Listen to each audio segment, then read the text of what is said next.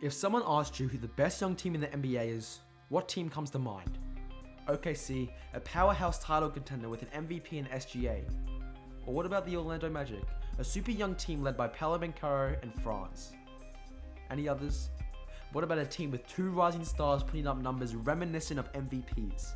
One, a versatile big man filling the stat sheet like we've never seen before, Nikola Jokic, and the other, a dominant two-way force impacting games like Giannis Antetokounmpo. And what if I told you this same team had more wins than the Denver Nuggets and the Los Angeles Lakers, two franchises led by generational superstars? And what if I told you they're doing all this while being one of the youngest squads in the league? I plotted every NBA team's average age versus their total wins this season. You can clearly point out teams like the Celtics, squads high in wins but older than your average NBA roster. You can also see teams that are low in wins but very young, teams like Utah Jazz and the Wizards. This graph illustrates perfectly that teams that are older and more experienced tend to get more wins than those that are younger. There is one team that isn't on this graph though, one that sits near the bottom in average age yet near the top in wins. A team that is shining so obviously above the others yet never talked about. The team being the Houston Rockets, a roster built on raw talent, relentless energy, and a hunger to prove the doubters wrong. This isn't a fairy tale, this is the Houston Rockets, and the future has arrived faster than anyone expected.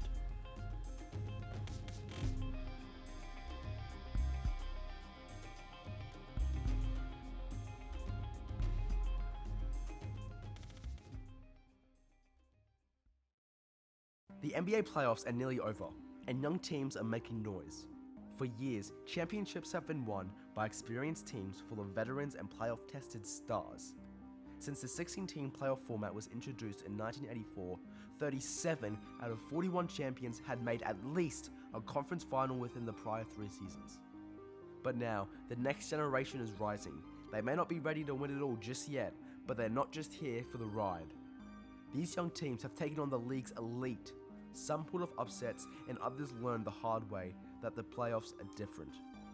This postseason isn't just about crowning a champion, it's about seeing which teams are built for the future, and the Houston Rockets are closing in on contender status. But what makes this youthful squad so special? And how did they manage to win more regular season games than some championship level teams? Alperen Sengun, a Turkish center who played professionally in Europe, was known for his elite footwork and rare playmaking instincts. His low post game was described as a thing of beauty, drawing comparisons to Nikola Jokic and Domantas Sabonis. Originally drafted 16th overall by OKC, he was traded to Houston on draft night. Fast forward to today, Sengun is the focal point of the Rockets offense. His post game, his vision, and improved defense makes him one of the best bigs in the NBA, hence his selection as an all-star this season. Only a few players aged under 23 years old have averaged 19 plus points this season. The names being Paolo Banchero, Victor Wembanyama, Alperen Sengun, and Jalen Green. That's a crazy short list, featuring not one but 2 Rockets players.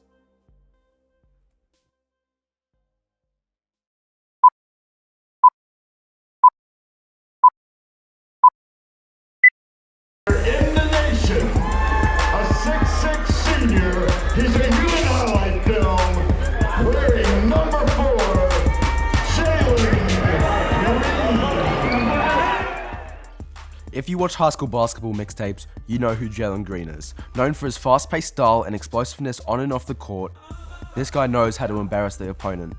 His isocentric approach was questioned. Coming into the NBA, scouts wondered if he could carry that same scoring punch against grown men. Which is fair. The transition from teenagers to NBA athletes isn't easy, especially for pure scorers. But safe to say for Jalen, his scoring translated fine. The Houston Rockets select Jalen Green from Merced, California, and the NBA G League Ignite. On his current tenure with the Rockets, his scoring presence has been undeniable. His natural scoring ability makes for a perfect complement next to Sengun. Green averaged over 21 points a game as a 22-year-old, becoming the Rockets' go-to perimeter scorer. His ability to create shots off the dribble and his growing chemistry with Sengun makes him a dangerous offensive weapon. Watson, galloping, spiked from behind by a man. Every GM in the NBA is searching for that one guy who can lock down the opposing team's best player. Players like Drew Holiday, OG Anunoby and Alex Caruso thrive on championship-level teams because of their elite point-of-attack defense. It's considered essential for any serious contender. Amen Thompson, and even his twin Asar, have already shown that they can handle that responsibility, while contributing in nearly every other aspect of the game. When given starter-level minutes, Amen hasn't just been good, he's been historic. Defensively, he's already elite. This season, he has held all-star guards to just 40.7% shooting from the field and 25.6% from 3. Offensively, in Game 5 against the Warriors, Amen dropped 25 points, 5 steals and 3 blocks. Only 4 other players in NBA history have posted those numbers in a playoff game. The last one, Charles Barkley 32 years ago. And while it's tough to get recognition when you're in the same draft class as Victor Wembanyama, top players around the league are already taking notice, giving these two major props for how advanced their games are. Cade Cunningham said it best. He said, they different. They ain't like the rest of us. And I've been able to do some things in my career, and those two guys, man, they're just pure athleticism. They love the game, and you love to see that. That's the greatest player of a generation, giving Amen Thompson a nod most rookies only dream about. And when you look at Amen's all-around numbers, it backs everything up. Only 6 players in the NBA this season have averaged at least 16 points, 9 rebounds, and 4.5 assists. Nikola Jokic, Giannis Antetokounmpo, Domantas Sabonis, Jalen Johnson, Alperen Sengun, and Amen Thompson when he starts. Think about that.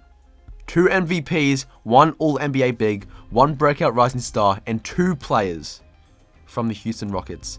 Both under 23 and both putting up numbers usually reserved for the best players in the world.